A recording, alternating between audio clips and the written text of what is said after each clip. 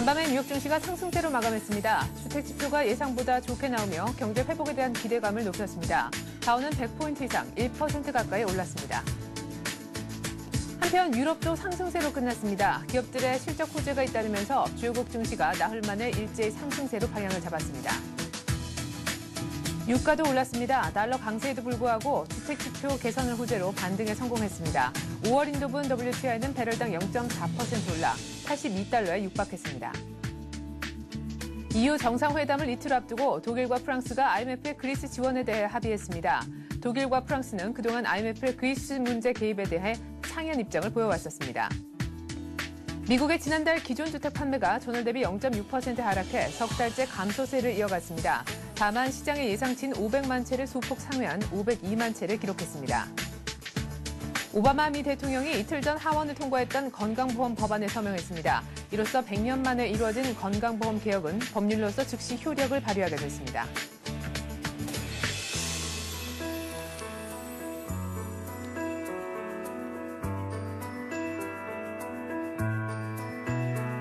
안녕하십니까. 굿모닝 센증시의 최혜린입니다. 간밤에 그리스 문제에 대한 보다 긍정적인 이야기가 나왔습니다. 독일과 프랑스가 IMF로부터 그리스 문제를 지원받느냐 마느냐를 놓고 그동안 상이한 입장을 보여왔었는데요. 프랑스 쪽에서 조금 양보를 한 듯 싶습니다. 독일과 더불어서 IMF 쪽에 손을 벌리겠다라는 쪽으로 양국 간의 합의가 이루어졌는데요. 때문에 일단은 그리스 문제가 좀 긍정적으로 방향을 잡아서 뉴욕 증시도 올랐습니다. 하지만 뉴욕은 주택 지표 관련해서 내부적인 호재가 하나 더 나왔는데요. 때문에 다우는 100포인트 이상 올라서 18개월 내 최고치를 찍었고요. 나스닥과 S&P 500도 모두 의미 있는 주요 저항선을 돌파하면서 마감이 됐습니다. 기분 좋게 상승 마감한 뉴욕 증시 얘기 전문가 전화 연결해서부터 자세히 들어보도록 하겠습니다. 한백투자증권의 김관수 과장입니다. 안녕하세요. 네, 안녕하십니까. 네, 뉴욕 증시 일단 굉장히 많이 올랐는데요. 마감 상황 좀 자세히 전해주시죠. 자, 미증시가 모처럼 만에 100포인트의 상승세를 보여줬습니다. 세 자릿수의 상승세, 물론 뭐 두 자릿수나 세 자릿수나 퍼센티지를 보면 큰 부분은 아니지만 심리적으로 세 자릿수 상승했다는 것은 일단 강하게 시장이 움직였다라고 판단되고 있죠. 일단 오늘 오바마 대통령의 건강보험 법안에 대한 서명 이런 것들을 위해서 제약주들이 강하게 움직였고 또 유가라든지 금값의 모습도 강하게 움직이면서 에너지와 원자재 관련주들도 강세 패턴을 보여줬습니다. 특히나 이제 시장에서 반도체 관련주들, 그 철강 관련주들의 수요 증대에 따라서 전체적 가격이 강하게 움직였고 주택 판매 지표도 여전히 좋게 나오면서 오늘은 미증시가 전체적인 흐름이 상당히 양호하게 일단 상승의 분위기를 그대로 이어나가는 그런 모습을 보여줬다라고 판단되고 있습니다. 네, 그야말로 지붕 뚫고 랠리다 이렇게 얘기를 할 수가 있을 것 같습니다. 다우가 18개월 내 최고치를 찍으면서 끝이 났는데요. 말씀하셨던 여러 가지 이슈가 있었지만 일단 우리가 많이 기다렸었던 지표이기도 합니다. 주택 관련 지표를 좀 짚어보고 싶은데 2월 기존 주택 판매 결과 좀 전해주시죠. 2월 주택 판매 지수는 0.6포인트 감소세를 보였습니다. 이렇게 감소세를 보이는 듯이 왜 이것이 호재냐? 일단 네. 예상치는 전체적으로 나온 것이 한 500만 건 정도로 봤는데 502만 건 정도로 봤는데 500만 건으로 이제 주택 판매가 좀 감소하는 그 상대적으로 우리가 봤던 실제 예상치보다는 좀 높게 나오는 그런 모습을 보여주면서 전체적으로 시장을 받아들여졌고요. 또 주택 판매 지수도 0.6포인트 정도 감소세가 나오면서 전체적으로 주택 판매 가격도 좀 밑으로 떨어졌지만 주택 판매의 전체적인 흐름도 7.9%도 좀 높게 나오면서 전체적으로 주택 시장이 그렇게 시장을 강하게 이끌 수 있는 재료는 아니었지만 그래도 시장에서 전체적인 반등을 견인하는데 상당 부분 요소가 되지 않았나 이렇게 판단되고 있습니다. 네, 자 오늘 밤에도 계속해서 주택 지표가 발표가 될 텐데요. 뉴욕 증시 주요 일정은 향후에 조금 이따가 짚어보도록 하겠습니다. 자 그리고 제가 앞서서 말씀드렸던 부분을 조금 얘기를 해볼 텐데요. EU 정상회담이 이제 25일, 26일 양일간 잡혀 있는 가운데 이틀을 남겨두고 독일과 프랑스가 합의를 봤다면서요. 어떤 내용입니까? 일단은 전체적으로 잠재적인 합의고 아직까지 시장에서 나온 공표는 아닙니다. 독일의 재무부 고위관리 쪽에서 나온 얘기인데 독일과 프랑스가 일단 이전까지만 해도 IMF에 대한 지원 승인을 상당히 좀 거려했는데 이것을 승인하겠다 이런 얘기가 나오면서 전체적으로 그리스에 대한 안정감을 찾는데요. 물론 25일에 개막되는 유럽 정상회담을 앞두고 나온 발표이기 때문에 의미가 있다고 판단되고 있는데 이제 그리스가 있는 자금 시장에서 여전히 자금을 구하지 못하고 있습니다. 그런데 그럼 EU가 적극적으로 이걸 지원해 줘야 되는데 EU도 아직까지는 합의를 도출하지 못하고 있는데 IMF가 그리스에서 IMF 쪽에서 자금 지원을 하겠다. 이것이 또 EU의 분열이 아니냐 이런 얘기도 나왔는데 이것을 승인해주면서 이제 그리스가 추가적으로 자금을 융통하는데 어느 정도 숨통을 트이게 만드는 그런 부분이고, 특히나 25일에 개막되는 EU 정상회담을 앞두고 나왔기 때문에 정상회담에서는 결국에는 그리스 문제가 해결될 수 있는 그런 부분이 아니겠는가, 이런 얘기가 지금 현장세에서 가장 그리스 문제의 긍정적인 평가가 아니겠나라고 판단되고 있습니다. 네, 김관수 과장님, 근데 궁금한 것이요. 원래 프랑스와 유럽중앙은행 총재 그리고 니콜라 사르코지 대통령은 IMF 쪽에 손 벌리는 것을 정말 반대하고 EU 측에서 어떤 식으로든 해결을 보고 싶어 했었는데, 일단 프랑스는 독일과 손을 잡은 상태에서, 그렇다면 유럽중앙은행 총재는 아직까지 입장 표명이 어떤 채널로든 나오고 있지 않은데, 이런 분위기 속에서 말이죠. EU 정상회담에서 이렇다 할 그리스 지원안에 대한 구체적인 얘기가 나올 수 있다라고 보십니까?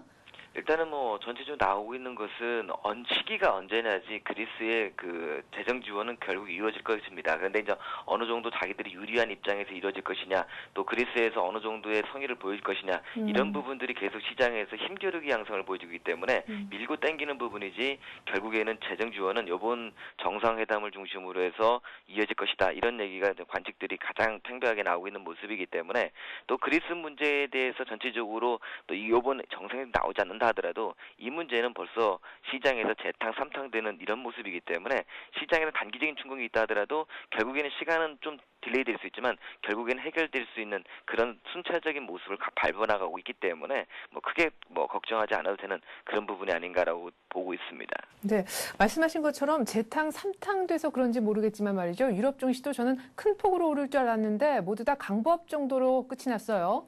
예.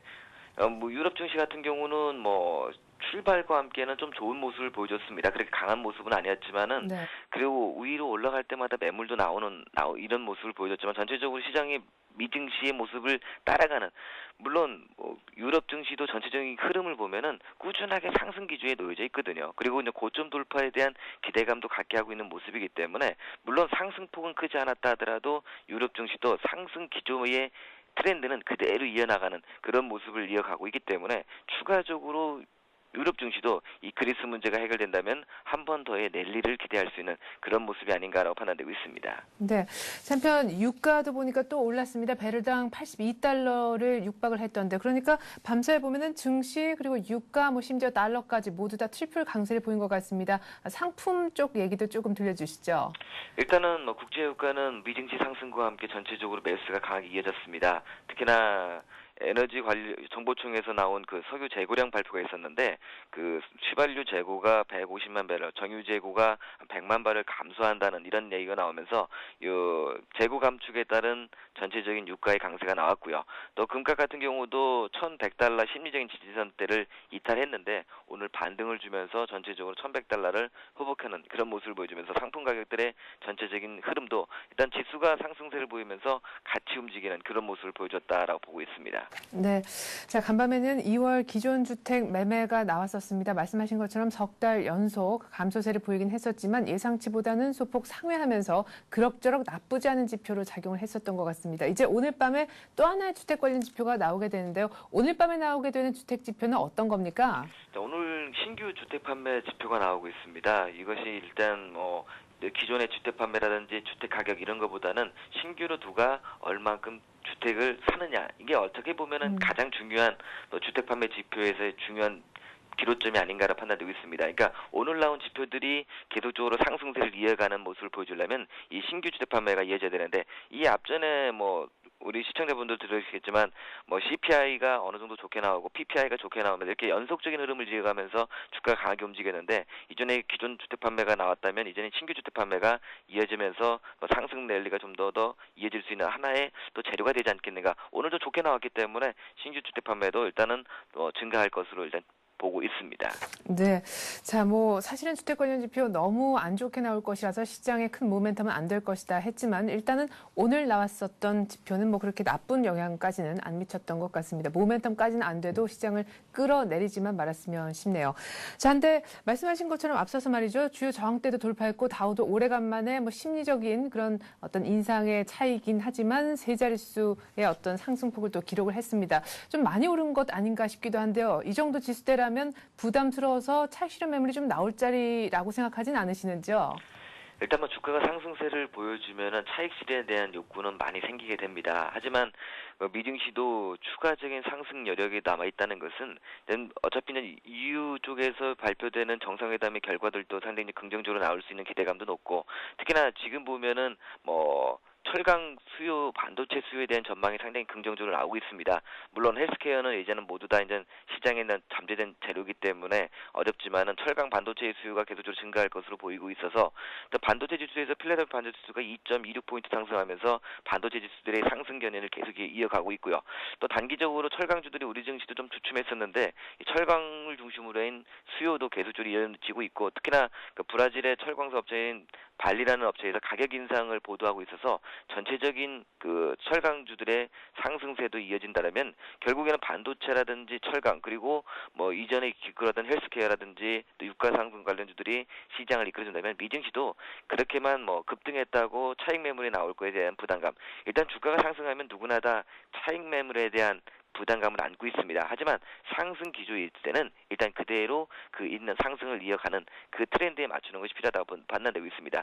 네. 우리 시청자분들도 그렇고 개인 투자분도 그렇고 항상 매매하다가 어려운 점은, 내가 어느 정도 매수한 다음에 상승했을 때 이 정도면 차익을 실현해야지라고 정리하고 난 다음에 추가적으로 올라갈 때가 상당히 어렵거든요.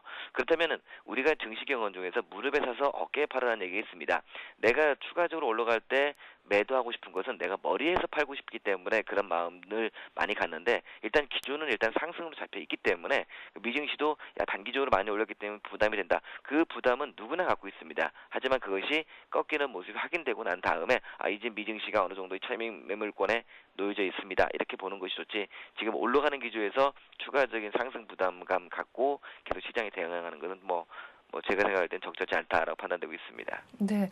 자, 말씀하신 것처럼 철강과 반도체에 대한 수요가 계속해서 늘 것이고 가격도 따라 올라갈 것이다. 때문에 섹터 분위기도 좋을 것이다라고 하셨는데, 일단은 미국의 건보개혁안 하원에서 가결됐지만 우리 제약주는 어제 종목별로 좀 몇몇 종목만 오르면서 섹터 전체가 쭉 밀어 올라가는 그런 모습은 아니었는데요. 모든 미국의 증시 주가 지수 전체도 그렇고 섹터를 다 추종할 필요까지는 없겠습니다만은, 전반적인 글로벌 시장의 분위기가 그렇다면은 우리 못 갔던 말씀하셨던 철강주 정도에는 관심을 가져봐도 좋지 않을까 싶기도 해요. 포스코도 지금 낙폭이 컸었는데 어제 이렇다 할 반등이 없었잖아요. 오늘 우리 투자자분들 이 같은 글로벌 증시 바탕으로 해서 좀 팁을 주신다라면요. 일단은 가장 관심이 가는 것은 전 반도체라고 보고 있습니다. IT를 중심으로 해서 외국인 투자들의 매수도 강하게 이어지고 있기 때문에 IT를 중심으로 해서의 저점 매수는 계속적으로 이어질 것으로 보이고요. 또한 포스코라든지 이런 철강 업종들이 상당히 좀 조정을 받았습니다. 가격적인 메리트도 있고, 또 포스코도 보면은 기술적으로 볼 때 직전 저점대에 놓여져 있기 때문에 의미가 있지 않겠나라고 판단되고 있습니다. 그리고 가격적으로 하락을 했기 때문에 추가적인 대기 수요도 상당히 많을 것으로 보이고 있어서, 일단은 오늘 철강이라든지 반도체에 대한 관심이 가고 있고요. 특히나 일단 요즘 들어서 가장 관심이 가는 것이 SK에너지와 SK 이런 GS 이런 유가 관련주들이 계속적으로 상승세가 이어지고 있습니다. 그러니까 물론 단기적으로 바닥에서 보면 상승세를 보여주어서 부담이 되는 부분도 있지만은, 결국에는 유가 상승세가 벌써 82달러대에 와 있고, 추가적으로 유가나 이런 부분들이 미증시의 상승과 함께 좀 더 추가적으로 올라간다면 에너지 관련주를 중심한 상품 관련주들의 움직임도 이어질 수 있기 때문에, 오늘 증시에서 관심을 가지신다면은 중소형 테마주를 중심으로 매매하는 것보다는, 일단 지수가 아직은 우리는 직전 고점을 돌파하지 못했기 때문에 1700선 돌파를 기대하면서 이런 대형성 종목 군단들, 특히나 시장에서의 어떤 테마를 이끌을 수 있는 철강이나 IT 이런 종목들 계속적으로 관심 있게 지켜보고, 상품 관련주들도 여전히 매수에 관심을 두면서 현 장세에 접근해 주는 것이 필요하지 않나라고 판단되고 있습니다. 네, IT 철강 상품 쪽에 있는 대형주 얘기해 주셨습니다. 한맥투자증권의 김관수 과장과 함께 글로벌 증시 정리해봤습니다. 잘 들었습니다. 예, 감사합니다.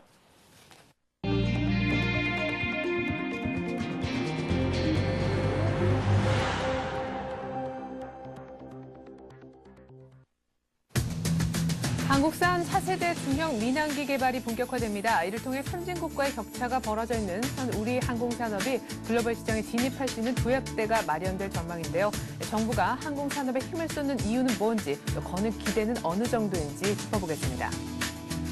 오늘 9월부터 가해자를 알 수 없는 사고를 자주 보험으로 처리할 경우 보험료가 올라갑니다.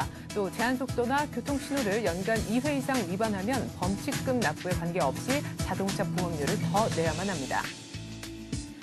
차량을 수리할 때 안정성 인증을 받은 비순정 부품을 사용할 경우 손보사가 순정 부품과의 가격 차액의 약 40% 가운데 일부를 정비업체와 운전자에게 돌려주고 보험금 지급 부담도 줄이는 그린 수가 제도도 도입됩니다.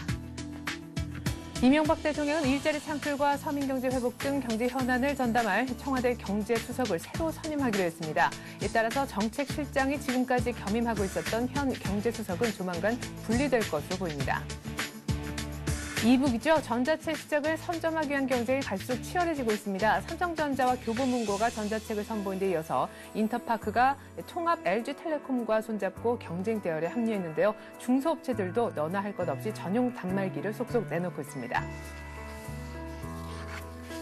네, 오늘 이 같은 내용 바탕으로 해서 이슈앤 이슈는요. 설경제신문의 이혜진 기자와 함께합니다. 이 기자 안녕하세요. 예, 안녕하세요. 네, 우리나라가 사실 뭐 전자, 그러니까 IT라든가 조선업 부문은 글로벌 시장에 내놔도 사실 많이 밀리지 않는 사실은 선진 대열에 속해 있다라고도 볼 수 있겠는데 항공산업만은 예외라 할 수 있겠습니다. 아직까지 선진 대열에는 합류를 못하고 있는데요.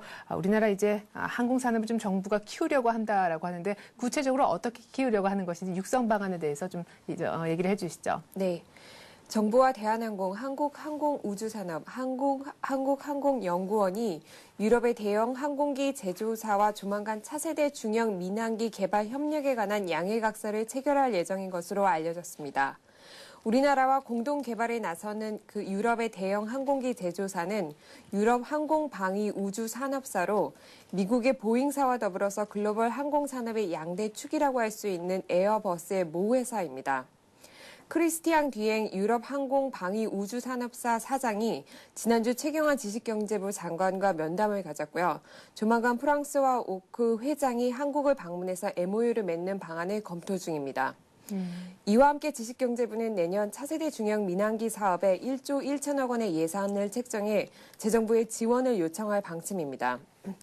정부는 우선 좌석수 100석 안팎의 중형 민항기를 전략기종으로 개발하고 이를 대형 민항기 프로젝트로 나아가는 징검다리로 삼는다는 전략입니다.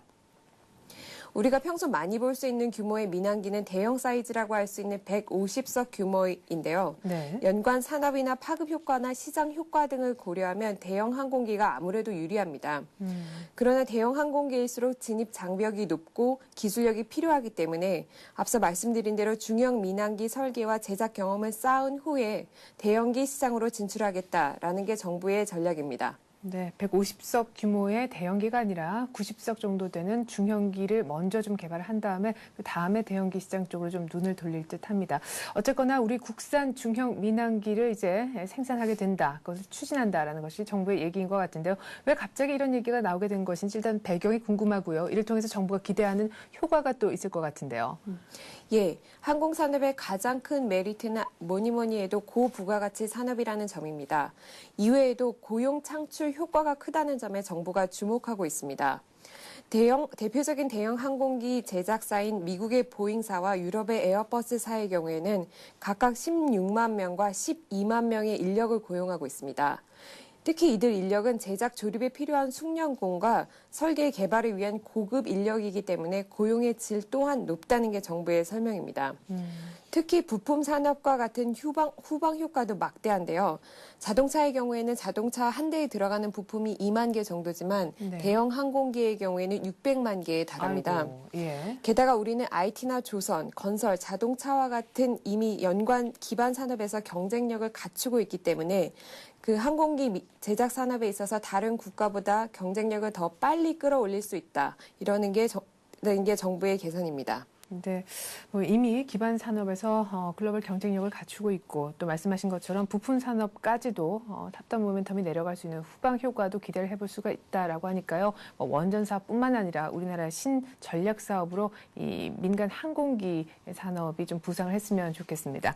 자, 그리고 좀 안타까운 소식이고 좀 어떻게 보면 글쎄요, 좀 안 올랐으면 싶은데 손해보험료가요 앞으로 또 이래저래 더 오를 전망이라고 합니다. 어떤 그 항목에 있어서 왜 오르게 될 거라는 전망이 나오고 있습니까? 예, 오늘 9월부터 속도 제한이나 교통신호를 연간 2회 이상 위반하면 범칙금 납부에 관계없이 자동차 보험료를 더 내야 합니다. 또 가해자를 알 수 없는 사고를 자주 보험으로 처리해도 보험 처리 횟수에 따라 보험료가 차등돼 올라갑니다. 금융감독원은 어제 이 같은 내용의 자동차 보험 경영 안정화 종합 대책을 발표했는데요. 오는 9월부터 1년 단위로 속도 위반이나 신호 위반 실적을 집계한 결과 2에서 3건이면 보험료를 5%, 4건 이상이면 10% 더 부과합니다. 그러나 한 건만 위반한 경우에는 할증하지 않습니다. 지금은 속도나 신호 위반에 걸렸을 때 범칙금을 납부하면 보험료가 올라가는데요. 범칙금을 내지 않고 버티면 과태료를 전환돼서 보험료가 올라가지 않아 형평성 논란이 있었습니다. 네. 그러나 앞으로는 범칙금을 내지 않고 과태료를 부과받는다 하더라도 일정 기간 동안 소명하지 않으면 보험료가 올라가게 됩니다. 또 현재 가해자를 알 수 없는 사고의 경우에는 연간 2건 이상 보험 처리하면 횟수에 관계없이 보험료가 5에서 10% 할증됐지만 앞으로는 2에서 3건은 5에서 10%, 4에서 5건은 10에서 20% 더 물리는 방식으로 차등화합니다.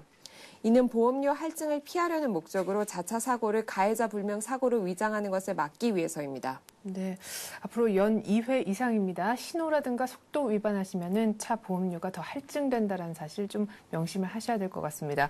자, 뿐만이 아니라요. 또 이 정비 공장에서 순정이 아니라 비순정 부품을 사용하면은 정비수가 절감 차원에서 정부가 인센티브를 줄 생각을 하고 있다면서요. 예, 금융감독원은 그린 수가 제도, 즉 녹색 수가 제도를 도입하기로 했는데요. 네. 정비 공장에서 비순정 부품을 사용할 경우에 순정 부품과의 그 가격 차이 중에 일정 부분을 정비업체에 인센티브로 주는 제도입니다. 네. 미국의 경우에도 중고 재활용 부품을 사용할 경우에 보험회사가 정비 공장에 부품 가격의 20에서 25% 정도를 인센티브로 주고 있습니다. 이를 통해서 보험회사는 정비 수가를 낮춰서 보험료를 낮출 수 있고요. 소비자는 더 적은 보험료를 낼 수 있고 또 그 부품을 재활용할 수 있는 그런 장점이 있습니다. 예, 앞서 말씀드린 것 같이 손해보험료를 이와 같이 그 전반적으로 손본 이유는요. 최근 네. 자동차 손해율이 급증하고 있기 때문입니다. 지난해 말 기준 자동차 손해보험률은 74.5%였는데요. 이는 자동차 손해보험사들이 보험료 1,000원을 받아서 745원을 보험료로 지급한다는 의미입니다. 지난 1월에는 손해보험률이 80%를 넘어선 것으로 추정되고 있는데요. 이에 따라 손해보험사들은 보험료를 전반적으로 올릴 수밖에 없다. 이렇게 토로를 해왔습니다. 이에 대해 정부와 소비자 측은 손해보험사들이 보험료를 올리기보다는 그 보험사들이 마케팅 비용으로 사용하는 그 사업료 내역을 투명하게 공개하고 이를 줄여서 수익을 내야 한다. 그러면서 보험료 인상을 반대해 왔는데요. 그래서 이에 따라서 자동차 보험료를 전반적으로 올리는 대신에 일부 그 차주를 대상으로 할증을 확대하고 정비업체의 부당 처벌을 강화하는 방향으로 가닥을 잡으면서 이번 방안이 나오게 됐습니다. 네, 그렇군요. 자, 그리고 청와대에서요, 지금 정책실장이 함께 겸임을 하고 있는 경제수석 자리가 7개월 정도 만에 부활한다라는 소식입니다. 내달 초에는 인선도 지금 잡혀 있는 상황인데요. 왜 경제수석이 부활하게 된 건지요? 예, 정부는 어제 국무회의를 열어 정책실장이 겸임하고 있는 경제수석을 별도로 임명할 수 있도록 직제 개정령안을 직서관건으로 상정해 의결했습니다. 이에 따라 지난해 8월부터 윤진식 정책실장이 겸임해왔던 경제수석실이 조만간 분리될 것으로 보입니다. 이렇게 경제수석을 분리하게 된 배경은요. 네. 현재 겸임하고 있는 윤진식 실장이 오는 7월 국회의원 재본선 출마를 위해서 앞선 포석이라는 그런 해석이 나오고 있습니다. 네. 자, 그래요. 그렇다면은 이제 앞으로 정책실장, 경제수석 또 이 두 자리가 분리된다라는 것을 저희가 좀 모습을 볼 수가 있겠습니다. 내달 초에 인선도 계속해서 조금 저희가 뉴스가 나오는 대로 또 알려드리겠습니다. 이북 시장의 그 경쟁이 점점 가열되고 있는 그런 모습입니다. 전자책 시장인데 얼마 전에는 삼성전자하고 교보문고가 손을 잡아서 이북을 이미 선보인 바가 있는데 이번에는 인터파크하고 통합 LG텔레콤이 손을 잡았다면서요? 예, 그렇습니다. 인터파크와 LG텔레콤이 공동으로 개발한 전자책 단말기인 비스킷을 어제 공개하고 예약 판매에 들어갔습니다. 네. 국내에서 나온 전자책 단말기 중에 3세대 이동통신망을 제공하는 것은 이번이 처음인데요. 지금까지 출시된 전자책 단말기는 무선 랜으로만 사용이 가능하거나 PC에 다운을 받은 후에 데이터 케이블을 이용해서 콘텐츠를 옮겨서 봐야 했기 때문에 다소 불편했습니다. 그러나 어제 인터파크와 LG텔레콤이 내놓은 비스킷은 3세대 이동통신으로 디지털 서적을 무료로 다운받을 수 있어 편리합니다. 또 전자책에 메모도 할 수 있고요. 밑줄을 긋거나 전자책 내용을 음성으로 들을 수 있는 보이스북 기능도 갖추었습니다. 네. 자, 삼성전자하고 교보문고하고 가장 먼저 손잡고 전자책을 선보였다라고 말씀을 드렸는데 이제 교보문고 쪽에서도 업그레이드 시킬 움직임이 나타나고 있고요. 지금 KT라든가 다른 업체들도 또 이 이북 시장에 뛰어들 조짐입니다. 이렇게 경쟁이 심화가 되어 있는데 우리 소비자들은 더 방긋 웃을 수 있는 환경이 조성된다면서요? 네, 그렇습니다. 국내에서 이제 막 열리기 시작한 전자책 시장을 선점하기 위한 업체들의 경쟁이 굉장히 뜨거운데요. 네. KT도 전자책 시장에 자체 진출하기 위해서 전용 단말기와 콘텐츠 확보에 주력하고 있습니다. 또 선발 주자인 교보도 이동통신사와의 협상이 끝나는 대로 삼성전자를 통해 3G망을 이용할 수 있는 단말기를 선보일 예정입니다. 중소업체들의 도전도 만만치 않은데요. 네. 지난해 2008년부터 전자책 루트 시리즈를 내놓은 네오럭스는 오는 4월 업그레이드된 루트 3를 내놓을 예정이고 큐브 네트워크스는 지난 2월 자체 전용 단말기를 선보이고 시장 공략에 나선 상태입니다. 가격도 많이 떨어졌는데요. 삼성전자 전자책 단말기는 처음 출시할 때 42만 9천 원이었는데 지금 36만 원까지 떨어졌습니다. 루트 3는 30만 원 미만에 공급될 것으로 예상되고 있습니다. 특히 해외에서 소니가 전자책인 포켓 리더 가격을 199달러에서 169달러로 최근 인하한 상태인데요. 우리나라보다 전자책 시장이 앞선 외국의 사례를 볼 때 우리나라에서도 본격적인 단말기 가격 경쟁이 벌어질 것으로 보여 소비자들로서는 반가운 소식이라고 할 수 있겠습니다. 네, 현재 시끌시끌한 뉴스 하나만 좀 끝으로 다뤄보도록 하겠습니다. 봉은사 외압설에 논란이 일고 있지요. 그런데 어제 바로 봉은사 외압설을 제기를 했었던 김영국 씨가 자진해서 기자회견을 요청을 했습니다. 어떤 식의 내용이 김영국 씨 입에서 나왔는지요? 예, 안상수 한나라당 원내대표의 봉은사 외압 논쟁이 일파만파로 확대될 조짐을 보이고 있는데요. 네. 봉은사 외압설을 제기했던 김영국 씨가 어제 기자회견을 갖고 봉은사 주지 명진 스님의 발언은 모두 사실이라고 밝혔습니다. 명진 스님은 지난 주말 법회에서 한나라당 안상수 원내대표가 조계종 총무원장을 만나서 강남 부자절 주지 스님이 좌파인 것을 가만 놔둬서 되겠느냐는 발언을 하는 등 봉은사가 지경사찰로 전환되는데 한나라당이 외압을 가했다라는 주장을 제기한 바 있습니다. 네. 문제는 이번에 터진 봉은사 외압 논란이 6.2 지방선거를 앞두고 여당에 악재로 작용하고 있다는 점입니다. 네. 천주교 주교회의에서 4대강 반대 선언을 이미 한 바 있고요. 안 그래도 그 정권 초기부터 껄끄러웠던 정부와 불교계와의 사이가 이번 사건의 계기로 더 벌어지면서 지방선거 결과에 중대 변수로 작용할 수 있다. 이런 전망이 나오고 있습니다. 한나라당과 조계종은 봉은사 외압이 사실 무근이다라고 불씨 확대 차단에 나서고 있는데요. 야당이 파상 공세에 나서고 있어서 쉽사리 불길이 잡히지 않을 것으로 전망됩니다. 네, 봉은사 외압설 정치권 공방으로 좀 격화되고 있는 모습인데요. 이렇게 해서 오늘 이슈는 설경제신문 경제부의 이혜진 기자와 함께했습니다. 이 기자 수고 많았습니다. 예, 감사합니다.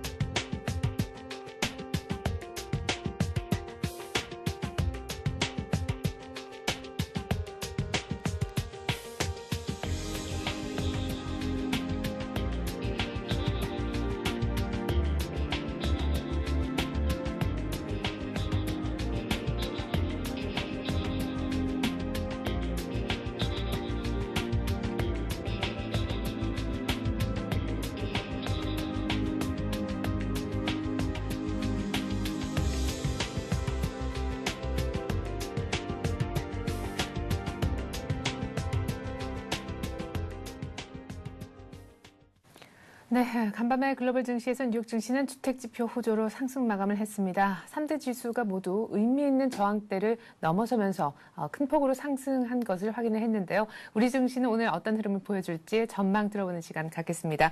신한금융투자 신당지점의 김엽 대리 나오셨습니다. 안녕하세요. 네, 안녕하십니까. 네, 자 어제 우리 증시 다시금 외국인이 선 현물 쪽에서 모두 다 돌아오니까 오르긴 올랐는데 1680선은 약간 아쉽다는 생각도 들어요. 오늘 변수부터 좀 챙겨주시죠. 예, 지난 3월 22일 시장은 인도의 금리 인상에 따른 유동성 해소 우려로 마이너스 0.8%로 하락 마감을 했습니다. 하지만 유동성 확장 이후에 금리 인상은 불가피한 면이 있기 때문에 증시에 미치는 영향은 제한적일 것으로 보입니다. 실제로 외국인은 22일에도 선물을 매도하기는 했지만 주식시장에서는 거래소 기준 390억 원의 매수 우위를 보였고 어제도 1,460억 원의 매수를 보이며 매수 우위를 이어가고 있습니다. 네. 선물 시장에서도 22일 6,800원을 매도한 후 하루 만에 1,700억 원 매수로 돌아서며 아직은 외국인들이 한국 주식을 본격적으로 팔 의도가 없음을 보여줬습니다. 그러게요. 팔 의도가 없는데 가끔씩 이렇게 선물을 좀 많이 이렇게 매도하는 것을 좀 아쉽다는 생각이 드는데 어쨌거나 그럼에도 불구하고 우리 증시가 이제 크게 흔들리지 않고는 좀 잘 가고 있는 것 같습니다. 그렇다면 우리 김엽 대리님께 제가 여쭤보고 싶은 것이요. 이제 4월이 막 다가오고 3월도 거의 끝이 났는데 약 한 달 정도 아니면 4월 전망을 어떻게 하시는지. 제가 듣기로는 밸류에이션 매력이 어느 정도 있어서 4월에는 1,800 간다는 얘기도 어디선가 들었거든요. 본래 3월은 증권 운용사 등 금융사의 결산월이기 때문에 전통적으로 윈도우 드레싱 효과를 기대를 할 수가 있습니다. 다만 연일 펀드 환매로 인해서 주식을 매도하고 있는 기관 입장에서는 신규 주식 매수가 쉽지만은 않은 상황입니다. 따라서 지금까지 진행된 기간의 매도세만 진정이 된다면 3월 안에 지수 1,700포인트 돌파는 가능해 보이고 또 이거를 뚫게 된다면 1,800 지수를 정하는 것보다는 외국인 매수세가 지속된다면 계속해서 상승을 할 수도 있을 것 같습니다. 지금 시장을 좋게 볼 수 있는 이유는 우선 미국 FOMC 회의에서 저금리 상당 기간 유지와 176억 달러 규모의 일자리 법안 승인에서 보듯이 미국 정부가 소비와 고용을 개선시키려는 노력이 가시화되고 있고 또 하나는 일본의 신용등급 하향 조정입니다. 일본의 신용등급이 하향 조정될 가능성이 있다고 연일 나오고 있는데요. 일본의 신용등급이 하락할 경우에는 엔화 가치 하락으로 인해서 한국 수출 상품 경쟁력이 약화될 수 있지만 금융시장으로만 본다면 외국인 입장에서 한국은 FTSE 선진국 증시에 포함되어 있으며 MSCI 선진국 지수 편입을 눈앞에 두고 있기 때문에 일본을 대체할 수 있는 시장이 될 수 있고 따라서 외국인의 매수세가 지속될 수 있다는 점에 주목을 해야 할 것 같습니다. 네, 그래요. 일본의 신용등급의 하향 조정 가능성 그리고 FOMC가 계속해서 저금리 기조를 가져가겠다고 하는 것 이런 분위기로 봤을 때는 외국인들이 계속 우리 증시를 사주면서 조금 더 갈 것 같다. 일단 1,700까지는 무리가 없겠다. 윈도우 드레싱이란 특수한 그런 타이밍적인 수혜도 좀 노려볼 수 있겠다는 얘기셨는데 근데 외국인들이 그렇다면 IT와 자동차를 계속 산다라는 얘기를 저희가 지난 시간에도 한 것도 같은데요. 그렇다면 역시나 IT 자동차만 얘기를 해야 되는 건지 그 외 다른 대안은 없는 거지. 다들 IT 자동차라고 하는데 사실 올라가는 거 보면은 IT라든가 자동차 섹터 전체에 있는 전 종목이 다 가는 건 아니란 말이죠. 최근 수출주 강세 배경에는 중국이 지난 3월 초 전인대를 통해 내수 부양 유지를 확고히 했으며 미국의 경우도 최근 발표되는 경기 지표들의 방향성이 궁극적으로 소비 개선에 대한 긍정적인 시그널을 보여주고 있는 상황입니다. 이러한 중국과 미국의 소비 개선 가능성이 최근의 원화 강세에도 불구하고 글로벌 수요 증가에 따른 국내 IT나 자동차와 같은 수출주들의 외국인 매수세를 촉발시키고 있는 상황입니다. 따라서 중국과 미국의 소비 회복 가능성이 갑자기 비관적으로 바뀌지 않는 한은 당분간 외국인 수급은 긍정적일 것으로 보이고 또 이런 수급은 IT나 자동차 쪽으로 당분간은 좀 지속될 가능성이 높아 보입니다. 자, 그렇다면 오늘도 역시나 IT 자동차를 사야 될지 모르겠습니다. 어제 삼성전자가 81만 원도 넘기고 현대차도 전 고점 거의 다 52주 최고가에 거의 육박하면서 그야말로 이름만 되면 다 알만한 종목들이 많이 올랐단 말이에요. 참 따라가기도 부담스러운 그런 자리에서 그런 어떤 종목들을 추격 매수하라는 말씀으로도 또 들리고 좀 정리를 해주시죠. 오늘의 투자 전략 말이죠. 최근 외국인은 16거래일 중 3월 11일 하루만을 제외하고 계속해서 우리 시장에서 매수 행진을 이어가고 있습니다. 최근 외국인의 집중 매수가 들어오는 종목으로는 앵커분께서도 말씀하셨지만 어제 소폭 매도가 나왔지만 기아차 그리고 연일 매수가 이어지고 있는 현대차, 삼성전자, GS건설, LG디스플레이, LG노텍, 삼성전기, 서울반도체 등 자동차와 IT 업종 대표주 중심으로 강한 매수를 보이고 있습니다. 향후에도 외국인 매수세가 이어질 경우 자동차와 IT 업체는 당분간 상승 가능할 것으로 보입니다.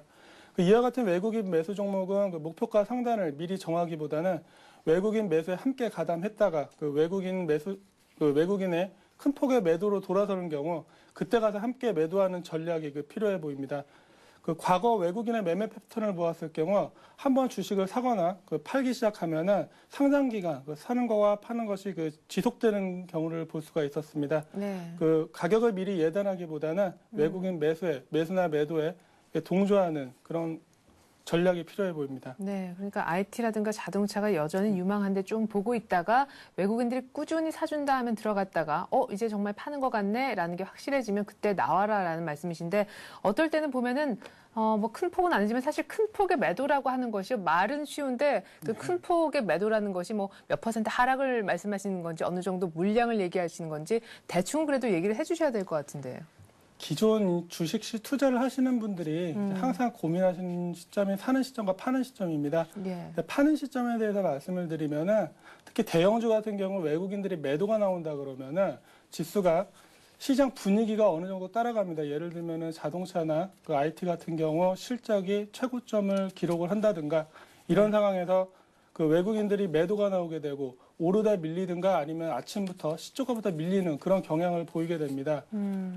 투자를 좀 오래 해보신 분들, 그래서 이제 차트 매매를 이용을 하는 건데요. 네. 장대 양봉이 아니더라도 주가가 상승에 제한이 걸리면서 시장에 호재가 많이 나오고 그리고 외국인의 매도가 이틀 이상 이어진다면은 일시적으로 그 매도 시점으로 보셔도 될 것 같습니다. 네, 일단 뭐 차트를 보고 좀 판단해 보면 좋겠다. 매도 타이밍에 대해서는 얘기를 해주셨고, 자, 제가 아까 앞서서 한번 살짝 여쭤봤던 것 같은데 다시금 재차 좀 물어보겠습니다. 시장에 IT 자동차만 많이들 얘기를 하고 있지만 그 외 업종도 사실 많잖아요. 예, 거기 다른 업종에 대해서도 언급을 좀 해주신다면요. 예, 요즘 그 IT와 자동차가 그 현재 주식 시장의 탑픽으로 올라가고 있습니다. 네. 그 IT와 자동차 업종에서 그 주된 매매를 하시되 분산 투자 차원에서 본다면은 그 지난 21일 미국에서 의료보험 개혁안 통과를 그 계기로 해서 그 제너럴 의약품 업체가 관심을 받을 수 있을 것 같습니다. 지난 21일 미국 하원은 최종 표결을 갖고 그 건강보험 개혁안을 통과시켰습니다. 이번 개혁안은 그 전국민 의료보험 혜택 확대가 주요 내용으로 그 건강보험 가입 의무화, 그 저소득층 대상 공공의료보험제도 확대, 그리고 보조금 지급을 통한 그 중산층 보험가입 지원, 그리고 보험사의 보험가입 거부 금지가 그 주 내용입니다. 네. 따라서 그 제네릭 의약품에 대한 공공보험 지원 확대와 그 의료비 절감을 위해 그 제네릭 의약품에 대한 그 오리지널 제약업체의 제네릭 시장 그 진입 방해, 단속 등 제네릭 의약품 사용 및 수입이 활성화될 것으로 보입니다. 따라서 국내 제약업체에게는 중장기적으로 그 성장 기회가 될 수 있을 것으로 보입니다. 그 관련주로는 그 위궤양 치료제, 그 에스메졸의 미국 준치를 추진 중인 한미약품, 네. 그리고 서방형 인성장 호르몬의 미국 임상을 진행하고 있는 LG생명과 그 허세친 등 바이오 시밀러 제품 생산을 준비 중인 그 셀트리온 등이 되겠습니다. 단 그 최근 장이 외국인들 매수가 들어오는 업종만 올라가는 그 장이므로 미리 사놓고 기다리시기보다는 외국인이나 기관의 매수가 들어오는 것을 확인하시고 매수에 가담하시는 게 좋을 것 같습니다. 네, 그래요. 어떤 IT 자동차 섹터 말고 없냐라고 제가 질문을 던졌었는데 제약주라는 답이 돌아왔습니다. 자, 그런데요. 그 1분기 이제 실적들이 속속 다음 달 중순부터는 확실하게 공개가 될 테고요. 지금은 각국의 이제 그런 증권사에서 애널리스트들이 조정을 하고 있습니다. 1분기 이 해당 기업의 그 실적이 이 정도는 나오지 않을까. 지금 보니까 약간의 조정이 필요하네라고 지금 조정을 하는 프리어닝 시즌 기간에 지금 접어든 상태입니다. 각 섹터별로 이익 전망치를 약간씩 조정을 해보니까 IT 자동차가 좋게 나올 것은 물론이거니와 항공 쪽도 좀 유망하다라는 얘기가 함께 좀 들려오고 있더라고요. 네, 맞습니까? 예. 예, 그렇다면 항공 쪽도 뭐 화학 쪽도 좀 괜찮다라면 그쪽에서도 한 종목 얘기만 좀 해주시면 좋을 텐데요. 네, 제가 오늘 대한항공을 매수 추천하려고 가지고 왔습니다. 최근 그 자동차 IT 업종은 거의 모든 그 증권사 방송에서 계속해서 추천을 하고 있기 때문에 다른 종목을 한번 가져와 봤습니다. 예, 근데 가격이 좀 걱정이 되긴 하는데요. 일단 이유부터 좀 들어보죠. 예, 그 상대적으로 시장에서 덜 관심을 받고 있지만은 그 기간에 매수가 계속되면서 주가도 꾸준한 상승을 보이고 있는데요. 그 2010년 그 1분기 동사의 매출액은 전년 동기 대비 16% 증가할 것으로 전망이 됩니다. 그 매출액 증가는 화물 사업 부분의 수송량이 약 20% 증가하고 국제선 여객 부분의 수송량이 11.5% 증가할 것으로 보입니다. 영업이익은 1분기 기준으로는 사상 최대 수준인 2,340억 원을 기록할 것으로 전망이 되는데요. 실적이 이렇게 나올 경우 시장 컨센서스 1,494억 원을 크게 상회하는 어닝 서프라이즈 수준이 될 수 있을 것으로 보입니다. 이와 같은 실적 개선은 화물 사업 부분의 외형 성장, 국제선, 여객 사업 부분의 외형 성장과 수익성 개선, 2010년 1분기 평균 원달러 환율이 전년 동기 대비 19% 하락한 1,145원으로 달러 수익 대비 달러 비용이 많은 동사의 비용 감소에 기여했기 때문인 것으로 보입니다. 네. 원달러 환율에서도 지금 수혜를 받을 수 있고 일단은 물론 실적 모멘텀 부분이 가장 크겠죠. 최근에 봤을 때는 50일치 신고가 연 이틀 경신도 하고 해서 제가 이제 처음에 말씀드렸던 부분이 바로 그 부분인데 그러니까 따라가는 전략이에요. 결국 대한항공은요. 눌리면 들어가나요? 눌릴 것 같지 않은데. 실적을 보고 가격이 밀리거나 이런 것보다는 말씀을 드리면은 이제 실적에 대해서 먼저 말씀을 드리겠습니다. 네. 증권사에서는 올해 매출액이 한 10조 7천억 원, 영업이익 8,800억, 순이익 한 8,500원을 기록할 것으로 예상을 하는데요. 작년과 재작년 모두 적자를 기록했다는 점을 되새겨보면 올해 영업 환경이 얼마나 좋아졌는지 알 수 있을 것 같습니다. 최근 기간의 매수세가 지속되면서 주가도 어느 정도 상승을 해 있는 상황입니다. 하지만 1분기 실적에 대한 기대감이 큰 만큼 1분기 실적이 발표될 것으로 예상되는 5월 초까지는 상승세를 유지할 수 있을 것으로 보입니다.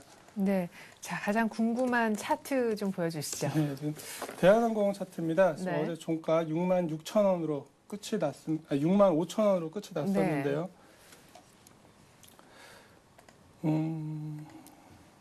매수가는 지금 5일선이 64,500원 정도 말씀을 드리고 싶습니다. 네. 그리고 증권사들 적정 주가는 한 7만 원에서 8만 원까지 많이 제시가 되어 있는 상황입니다. 주가가 최근 올랐지만 기간에 꾸준한 매수가 들어오고 영업 환경이 개선되고 있다는 점에서 7만 3천 원까지는 상승 가능해 보입니다. 보수적으로 잡아도. 상승세가 유지되는 종목이기 때문에 선저가를 이렇게 딱히 정하기보다는 기간의 매도 규모를 보고 지금 매수 주체가 기간이기 때문에 기간의 매도 규모를 보고 판단을 해야겠지만은 만약에 기간의 매도가 나오면서 6만 1,000원 하회 시에는 일단 상승 추세가 무너졌다고 보고 손절을 해야 될 것 같습니다. 네, 64,500원 정도에서 실적 보고 대한항공 한번 들어가 보자 얘기하셨습니다. 단기적으로 7만 3,000원까지 보셨고요. 앞서서는 IT 자동차에 대한 관심도 주문하셨는데 외국인 수급 보고 움직일 것, 대한항공도 역시 기관 수급을 보고 좀 잘 대응을 하셔야 될 것 같습니다. 이렇게 해서 오늘의 센 전략은요. 신한금융투자 신당지점 김희엽 대리와 함께했습니다. 말씀 잘 들었습니다. 네, 감사합니다.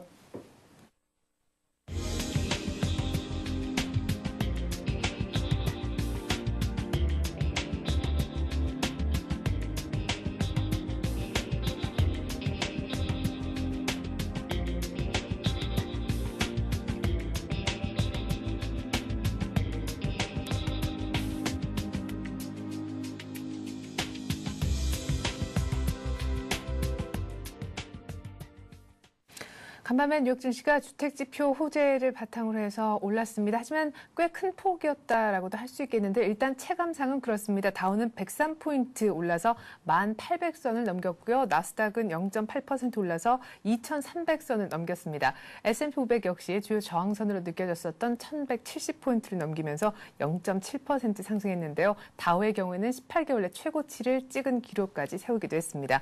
2월 기존 주택 판매가 사실 3개월 연속 감소세를 보이긴 했었지만 예상치를 상회했다라는 것을 시장은 좋게 해석을 하는 모습이었는데요. 또한 EU 정상회담을 이틀 앞두고 독일과 프랑스가 어떤 식으로든 IMF 쪽에 지원을 요청하는 것으로 합의했다라는 블룸버그 통신의 보도가 나온 것도 유럽 증시 그리고 뉴욕 증시 모두 호재로 작용을 했습니다.